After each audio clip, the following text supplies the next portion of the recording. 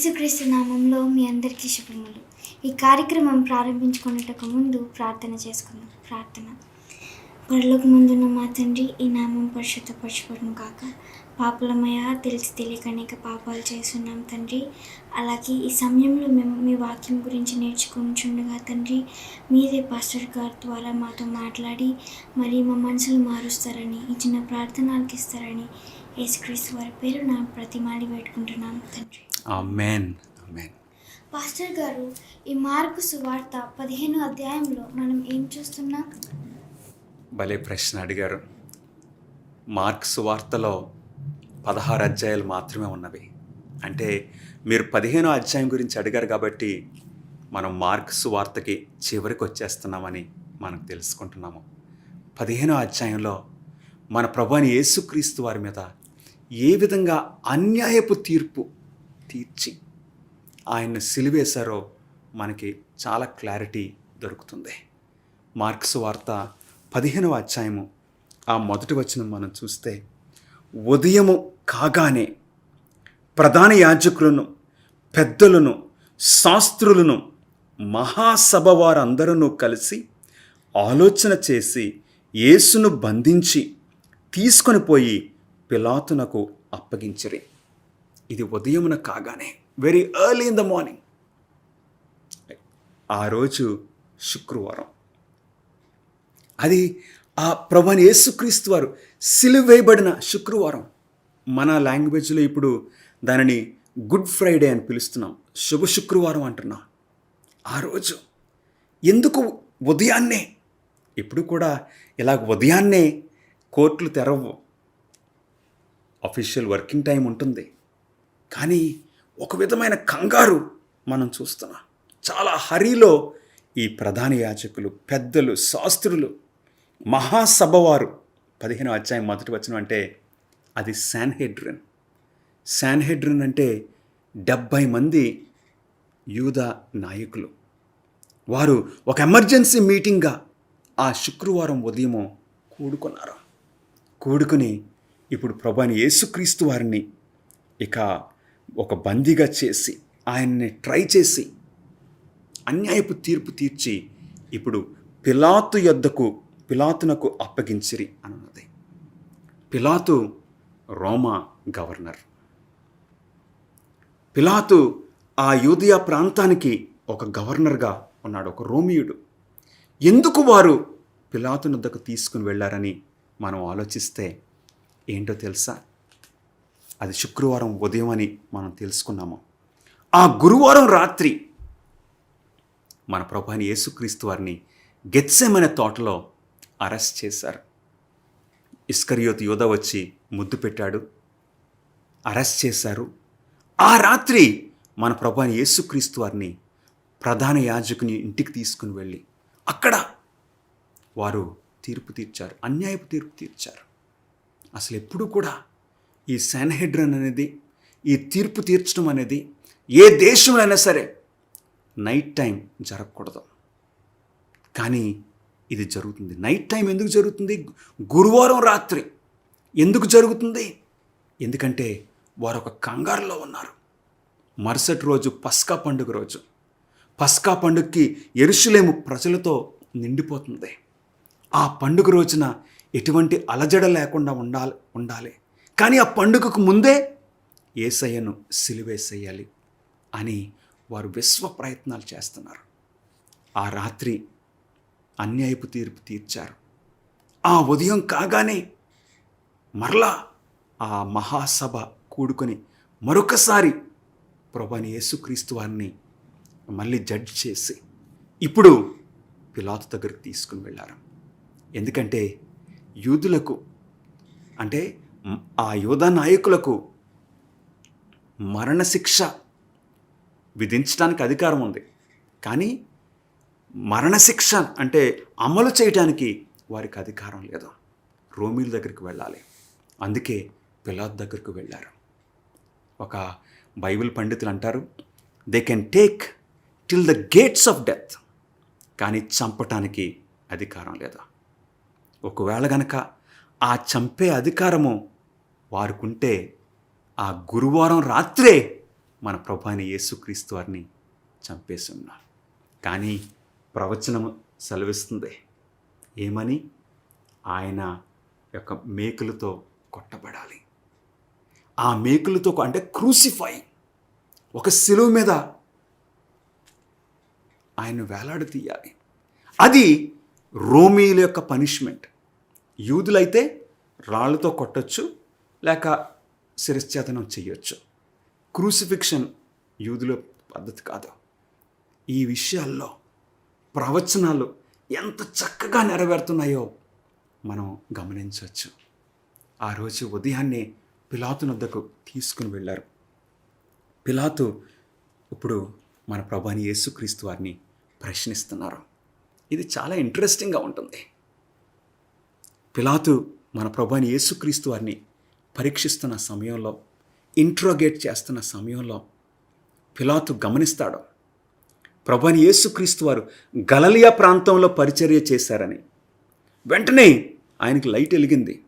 గలిలయ ప్రాంతానికి ఒక అధికారిగా ఉన్న హేరోదని గుర్తొచ్చి, ఇదిగో ఈ పస్కా పండుగకి హేరోదు కూడా యెరూషలేముకి వచ్చాడు, హేరోదు దగ్గర పంపించమని పంపిస్తారు. ఇప్పటికే గురువారం రాత్రి మన ప్రభువైన యేసుక్రీస్తు వారిని వారు తీర్పు తీర్చడానికి ప్రయత్నించారు. శుక్రవారం ఉదయము వారు చేశారు. ఇప్పుడు పిలాతు ఆయన ఎగ్జామిన్ చేశాడు.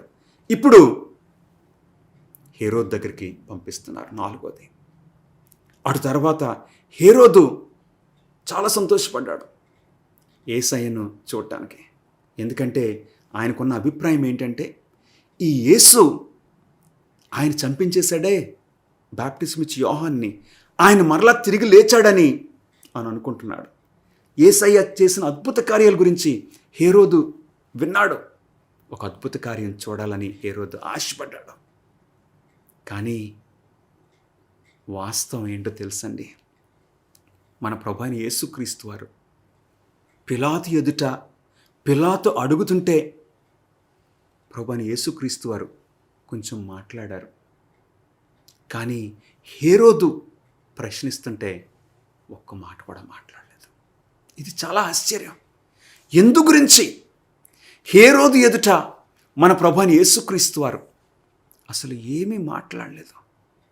పిలాతు ఎదుట ఎందుకు మాట్లాడుతున్నారు అని మనం ప్రశ్నిస్తే, హేరోదు ఒక యూదుడు. హేరోదుకు ఈ పద్ధతులు తెలుసు. యేసుక్రీస్తు వారి గురించి ఆయనకు తెలుసు. కానీ ప్రభువైన యేసుక్రీస్తు వారిని తిరస్కరించాడు. ఎట్లాగా? బాప్టిజం ఇచ్చి యోహాన్ని తిరస్కరించాడు. ఇప్పుడు తర్వాత యేసయ్యను కూడా తిరస్కరించాడు. అంటే నా జీవితంలో, మన జీవితాల్లో కృపద్వారము మూయబడిన తర్వాత ఇక మనతో పరిశుద్ధాత్మ దేవుడు పనిచేసే అవకాశం ఉండదు.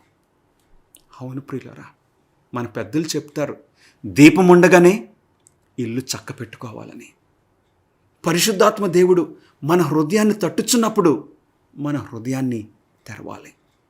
ఈ హేరోదైతే తన హృదయాన్ని బండగా చేసుకున్నాడు. దేవుని యొక్క పరిశుద్ధాత్మకు లోబడలేదు. అందుకిప్పుడు ఆయన ముందు స్వయంగా లోకరక్షకుడు నిలబడినా కానీ ఏమీ లాభం లేకపోయింది. గమనిస్తున్నారా?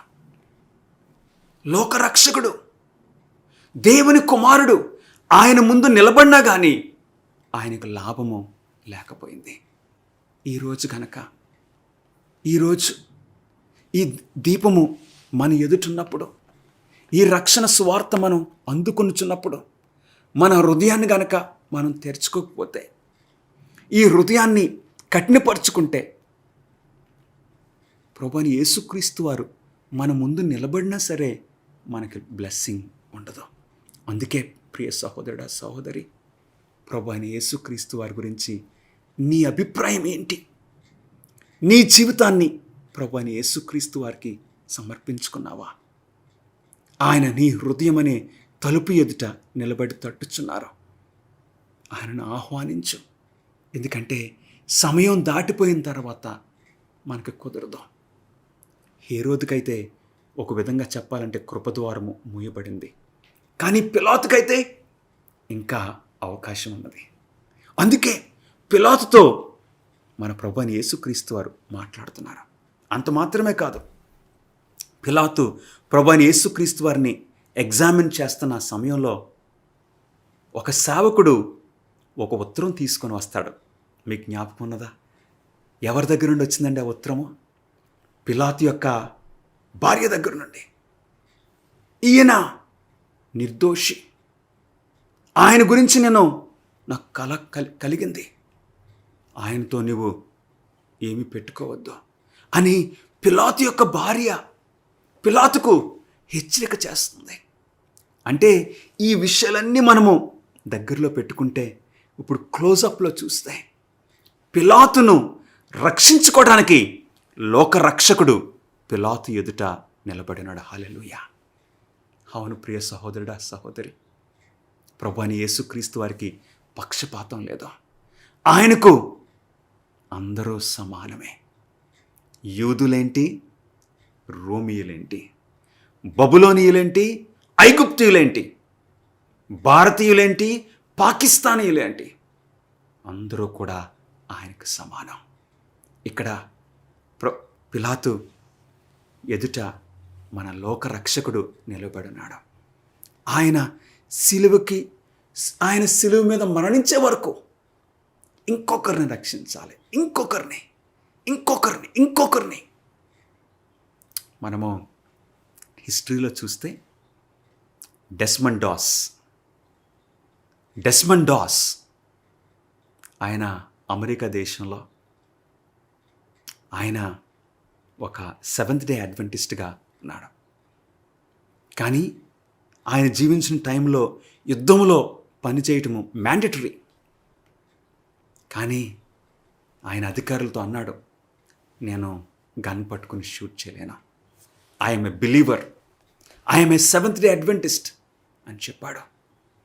నేను నరహత్య చేయలేను, కానీ గవర్నమెంట్ యొక్క రూల్ ప్రకారంగా నేను యుద్ధంలో పాల్గొంటాను. ఎట్లాగంటే యాజ్ ఎ మెడిక్. అవును, అంటే మెడికల్ హెల్ప్ ఇచ్చే ఒక వ్యక్తిగా నాకు అవకాశం ఇవ్వండి అంటే అంగీకరించారు. ఆ యుద్ధంలో ఒక్కొక్కరు రాలిపోతుంటే ఆ గన్ షాట్స్కి భయపడకుండా ఒకరిని రక్షిస్తున్నాడు, వాళ్ళని తీసుకొస్తున్నాడు. దేవుని అడుగుతున్నాడు, గాడ్ వన్ మోర్, ఇంకొకరిని. నిజంగా ఆ వూండెడ్ సోల్జర్స్ ఒక్కొక్కరిని ఆయన భయపడకుండా ఆ యుద్ధ రంగంలోనికి వెళ్ళి వారిని తీసుకుని వచ్చి వారికి ట్రీట్మెంట్ ఇచ్చి వారి ప్రాణాలు కాపాడాడు. One more lord help me, rescue one more. ఈ డెస్మండ్ డాస్ యొక్క స్టేట్మెంట్. అలాగే మన ప్రభువైన యేసుక్రీస్తు వారు ఆయన సిలువ వైపుకు వెళ్తున్నారు, కానీ ఇంకొకరిని రక్షించాలి. ఎక్సలెంట్. అలాంటి ఐడియా మనకు కూడా ఉండాలి. అవును, పిలాతును రక్షించుకోవడానికి ప్రభువైన యేసుక్రీస్తు వారు ప్రయత్నం చేస్తున్నారు. పిలాతు యొక్క హృదయము ఇంకా బండబారలేదు. హేరోదు హృదయం అయితే ఒక బండగా మారిపోయింది. పిలాతు యొక్క హృదయము ఇంకా సున్నితంగా ఉంది. ఇంకా పిలాతుకు అవకాశం ఉన్నది రక్షింపబడటానికి. అందుకే దేవుడు పిలాతు భార్య ద్వారా, పిలాతుకు ప్రభువైన యేసుక్రీస్తు వారి ద్వారా రక్షించుకోవడానికి ప్రయత్నాలు జరుగుతున్నవి. ఆ టైంలో ఈ పిలాతు ప్రభువైన యేసుక్రీస్తు వారిని గమనిస్తున్నాడు. మీరు అడిగారు కదా, ఈ 15వ అధ్యాయంలో ఒక మాట ప్రతిసారి మనకు వస్తుంది. ఆ రీఅక్కర్ అవుతున్న మాట ఏంటంటే యూదుల రాజు. ఇది పిలాతు 4 సార్లు అంటాడు. యాక్చువల్గా 5 సార్లని మనం చెప్పొచ్చు. మొట్టమొదటిగా మనం చూద్దాం. 15వ అధ్యాయము 2వ వచనంలో, పిలాతు యూదుల రాజువు నీవేనా ఆయన అడగగా, ఆయన నీవన్నట్టే అని అతనితో చెప్పాను. నిజంగా మన ప్రభు అయిన యేసుక్రీస్తు వారు హీఈస్ కింగ్. ఆయన సాధారణమైన రాజు కాదు, ఆయన రాజులకు రాజు. దావీదు వంశములో జన్మించిన, బెత్లెహేములో జన్మించిన ఆయన హీఈస్ ఎ కింగ్. అది అర్థమైపోతుంది పిలాతుకు. వారు ఖండించి అప్పగించారు పిలాతుకు, కానీ పిలాతు గ్రహించాడు హీఈస్ కింగ్. అందుకే మనం చూస్తున్నాము ప్రియులరా, మన ప్రభువైన యేసుక్రీస్తు వారు ఈయన ఒక క్రిమినల్ కాదని పిలాతు గమనించి, నువ్వు యూదుల రాజువా అనగానే ప్రభువైన యేసుక్రీస్తు వారు గనక ఆయనే చెప్పుకుంటే అది కొంచెం రోమీలకు వ్యతిరేకంగా ఉండును. ప్రభువైన యేసుక్రీస్తు వారు అనలేదు, పిలాతే అంటాడా. అప్పుడు ప్రభు అంటున్నారు, మన ప్రభు అన్నారు, నీవన్నట్టే 3వ వచనము, ప్రధాన యాజకులు ఆయన మీద అనేకమైన నేరములు మోపక పిలాతు ఆయనను చూచి మరలా, నీ ఉత్తరమేమీ చెప్పవా? నీ మీద వీరు ఎన్నెన్ని నేరములు మోపుచున్నారో చూడమనెను. అవును ప్రియులారా, మన మీద ఎవరన్నా నిందిస్తుంటే, వాట్సాప్లో ఏదో చెడ్డ మెసేజెస్ మన గురించి పెట్టినా, అంటే క్యారెక్టర్ ఉన్న వాళ్ళు ఆ విషయాల గురించి భయపడనక్కర్లేదు. పిలాతు ఆశ్చర్యపోతున్నాడు, నీ మీద ఎన్ని నేరాలు వారు మోపుతున్నారే, నువ్వెందుకు సమాధానం ఇవ్వట్లేదు? అవునండి, నీ మీద నేరాలు మోపుతున్నారని నువ్వు చిరాకు పడొద్దు. ఎందుకంటే సత్యము ఈవేళ రేపో బయటపడుతుంది. అందుకు టెన్షన్ పడొద్దు, చిరాకు పడొద్దు. వారు నీ మీద 2 మాటలు అన్నారని నువ్వు 4 మాటలు తిరిగి చెప్పనవసరం లేదా. మన ప్రభు అని యేసుక్రీస్తు వారు మనకు నేర్పించిన పద్ధతి ఇదే. పిలాతు ఆశ్చర్యపోతున్నాడు, ఏంటినా ఇలాంటి వ్యక్తి నా ముందు ఎప్పుడు నిలబడలేదు అని అనుకుంటున్నాడు పిలాతు. అంటే the Holy Spirit was working upon the heart of Pilate. అంటే చాలా ఆశ్చర్యపోతున్నాడు. 5వ వచనము, అయినను యేసు మరి ఏ ఉత్తరము చెప్పలేదు గనుక పిలాతు ఆశ్చర్యపడెను. ఇప్పుడు ప్రభువైన యేసుక్రీస్తు వారిని ఎలాగైనా సరే రక్షించాలని పిలాతు నిర్ణయం చేసుకున్నాడు. కానీ ఈ యూదా ప్రధాన యాజకులేంటి, లేక ఆ మహాసభ వారందరూ ఎలాగైనా సరే చంపాలని అనుకుంటున్నారు. చాలా ఇదొక అయని మనం చూస్తున్నాం. యూదులేమో ఆయన చంపాలనుకుంటున్నారు, పిలాతు రోమీడేమో ఆయన రక్షించాలని ఆశపడుతున్నాడు. ఈ పరిస్థితుల్లో పిలాతుకు ఒక ఆలోచన కలిగింది. అది పిలాతు ప్రవేశపెట్టిన ఒక పద్ధతి. ప్రతి పస్కా పండుగలో వారు కోరిన ఒకరిని ఖైదీని పిలాతు విడిపించేవాడు. అంటే ఒక క్రిమినల్ని విడిపించేవాడు. సో ఇప్పుడు పిలాతు బరబ్బాని తీసుకొచ్చాడు. ఈ బరబ్బా గురించి ఇక్కడ రాస్తున్నాడు. అధికారులను ఎదిరించి 7వ వచనము, కలహములలో నరహత్య చేయు వారితో కూడా బంధించబడి ఉన్న బరబ్బాను ఒకడుండాను. అంటే ఇన్సబార్డినేట్, ఒక దుర్మార్గుడు. ఇప్పుడు ప్రభు అని యేసుక్రీస్తు వారు బరబ్బాను ఒక ప్రక్కన, యేసయ్యను మరొక ప్రక్కన పెట్టి పిలాతు అడుగుతున్నాడు, ఎవరిని నేను రిలీజ్ చేయాలా? పిలాతు అనుకున్నాడు మైండ్లో, వీరందరూ యేసయ్యనే కోరుకుంటారని. కానీ వారందరూ ఏకగ్రీవంగా ఎవరిని కోరుకున్నారండి? బరబ్బాను కోరుకున్నారా? అవును ప్రియులరా, ఈరోజు కూడా ఏం జరుగుతుంది? ఈరోజు కూడా మనం ఎవరిని కోరుకుంటున్నాం? ఎవరి పద్ధతి కోరుకుంటున్నాం? ఏ మార్గంలో నడవడానికి మనం కోరుకుంటున్నాం? పిలాతు ఆశ్చర్యపోయాడు. ప్రజలందరూ బరబ్బా అంటుంటే, మరి ఈ యూదుల రాజును నేను ఏం చేయాలంటే వారందరూ సిలువేయమని అడుగుతున్నారు. పిలాతు ఇక్కడ ధైర్యంగా నిలబడి, ఈయనలో నాకు ఏ నేరం కనపట్లేదని నిలబడి ఉంటే స్టోరీ వేరేగా ఉంటున్నాం. పిలాతు యొక్క పరిస్థితి వేరేగా ఉంటున్నాం. కానీ ఏం జరిగిందో తెలుసండి? పిలాతు భయపడ్డాడు. దేనికి భయపడ్డాడో తెలుసా? తన పొజిషన్ గురించి భయపడ్డాడు, తన పదవి గురించి భయపడ్డాడు. ఒకవేళ కనుక యేసయ్యను సిలువకు అప్పగించకపోతే ఆయన పొజిషన్ పోతుందని భయపడిపోయి పిలాతు యేసయ్యను అప్పగించాడు. అంటే ఎలాగోలాని ఈ యూదులను ప్లీజ్ చేయాలి, ఈ యూదులను మెప్పించాలి. ఎందుకంటే పిలాతుకు ఉన్న గోల్ ఏంటంటే, ఇప్పుడు నేను గవర్నర్గా ఉన్నాను, రేపు నేను రోమా చక్రవర్తి అవ్వాలి, వీరి సపోర్ట్ నాకు కావాలి. ఈ యూదుల సపోర్ట్ కోసం ఎవరిని పోగొట్టుకున్నాడండి? యేసయ్యను విడిచిపెట్టుకున్నాడు. ఈ రోజున నీ పరిస్థితి ఏంటి? నా పరిస్థితి ఏంటి? ఆ ఉద్యోగం కోసం, ఆ పదవి కోసం నువ్వు యేసయ్యను విడిచిపెట్టుకోవడానికి ఇష్టపడుతున్నావా? ఆ ఆనందం కోసం, ఆ క్షణాల్లో ఆ యొక్క ఆహ్లాదం కోసం యేసయ్యను విడిచిపెట్టుకుంటున్నావా? మోషేని మనం జ్ఞాపకం చేసుకుంటే, మోషే ఆ ఐగుప్తు దేశంలో ఉన్న ఆ భోగములు వాటిని విడిచిపెట్టి దేవుని ప్రజలతో దేవుని పక్షం నిలబడటానికి మోషే ఇష్టపడ్డాడు. ఈ రోజున ప్రభువైన యేసుక్రీస్తు వారు మన ఎదుట నిలబడ్డారు. ఒక ప్రక్కన బరబ్బా సాతానుడికి గుర్తుగా ఉండొచ్చు. అవును, ఎవరిని మనం ఎన్నుకుంటున్నాం? కానీ ఈ స్టోరీ చాలా ఆశ్చర్యం. బరబ్బాని కరెక్ట్గానే కోరుకున్నారు వారు.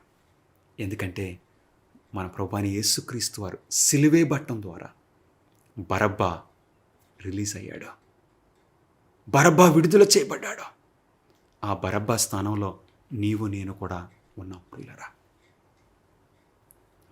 మనం పొందవలసిన శిక్షను ప్రభువైన యేసుక్రీస్తు వారు పొందారు, నిన్ను విడుదల చేశారు. You go. ఆ స్త్రీతో అన్నారు, you go, sin no more. అట్లాగా ఈరోజు మనం పొందవలసిన ఆ శిలువ మరణాన్ని మన ప్రభువైన యేసుక్రీస్తు వారు పొంది నువ్వు వెళ్ళు, గో, సిన్ నో మోర్. చాలా ఆశ్చర్యం. పిలాతు చేతులు కడిగేసుకున్నాడు. పిలాతు అనుకున్నాడు, నేను బాగానే తీర్పు తీర్చని అనుకున్నాడు. కానీ ఏంటో తెలుసండి, ప్రభువైన యేసుక్రీస్తు వారిని సిలువేసిన 5 సంవత్సరాలకి పిలాతు ఒక రోమా చక్రవర్తి అయ్యాడా? లేదు. పిలాతు ఎండింగ్ ఎలా జరిగింది? పిలాతు ఒక పిచ్చోడైపోయాడు. ఎవరైతే యేసుక్రీస్తు వారిని తిరస్కరిస్తారో, ఎవరైతే యేసుక్రీస్తు వారిని రక్షకుడిగా స్వీకరించరో వారు ఏమైపోతారో? సాతానుడికి అమ్ముడైపోతారు, ఇంకా పరిశుద్ధాత్మను పోగొట్టుకుంటారు. ఈ రోజున యేసయ్యను నువ్వు విడిచిపెట్టొద్దు ప్రియ సహోదరుడా, సహోదరి. యేసయ్య వలన మనకి ఆరోగ్యము, మన మనసులు తేటగా ఉన్నాయి. యేసయ్య వలన, ఆయన శిలువ మరణం ద్వారా మనకి రక్షణ కలుగుతుంది. ఆయన్ను చెయ్యి విడిచిపెట్టొద్దు. నీ జీవితంలో ఈ సమయంలో నీవేదైనా కష్టంలో ఉన్నావేమో, లేక ఒక చిక్కు సమస్యలో చిక్కుకుపోయావేమో, అధైర్యపడొద్దు. యేసయ్యను ఆయన చేతిలో నీ జీవితాన్ని పెడితే నడిపించగలరు, నిన్ను విడిపించగలరు. ఎలాంటి అగాధముడైనా సరే ఆయన ఎక్స్పర్ట్, బయటికి లాగే ఎక్స్పర్ట్.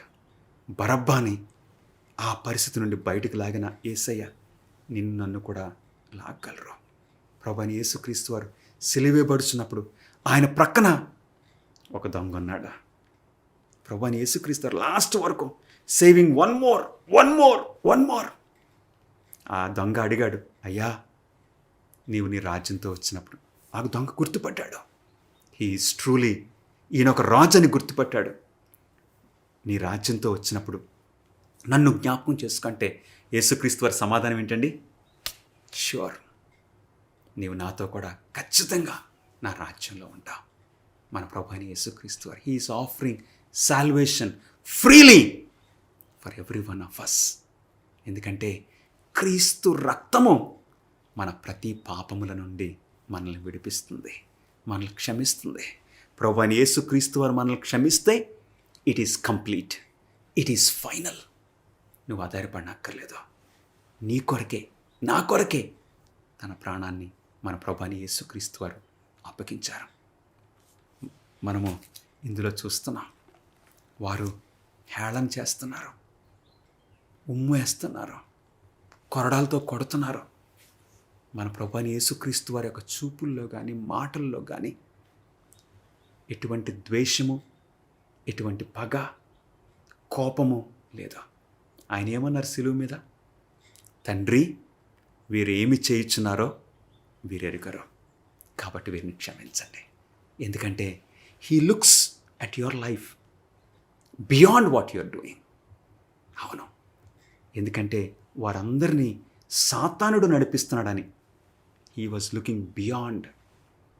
అవును, నీ జీవితం, నీ గురించి ఆయనకు మంచి ఆలోచనలు, ఎటువంటి ద్వేషము, కోపము ఆయనకి లేదు.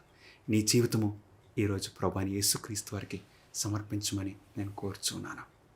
అవును, యేసయ్యా, టుడే నీవెవరిని ఎన్నుకుంటావు? యేసయ్యా లేక సాతానుడా? ఆ ఇరుకు మార్గమా, విశాలమైన మార్గమా? నువ్వు ఏ గుంపులో ఉండాలని ఆశపడుతున్నావు? ఆ గోధుమల గుంపులోనా, గురుగుల గుంపులోనా, ఆ నీతిమంతుల సమూహంలోనా, ఆ దుర్మార్గుల సమూహంలోనా? Choice is yours.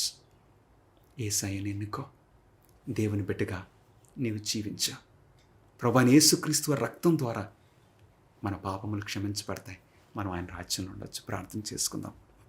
ప్రభువా, నాయనా, మా దేవా, మాతో మాట్లాడినందుకు నీకు వందనాలు నాయనా. ప్రభువా, మా జీవితాలను మీకు సమర్పించుకుంటున్నాము. మమ్మల్ని నడిపించమని, నీ కృప అనుగ్రహించమని యేసుక్రీస్తు నామములో అడిగి వేడుకుంటున్నాం తండ్రి. Amen. God bless you friends.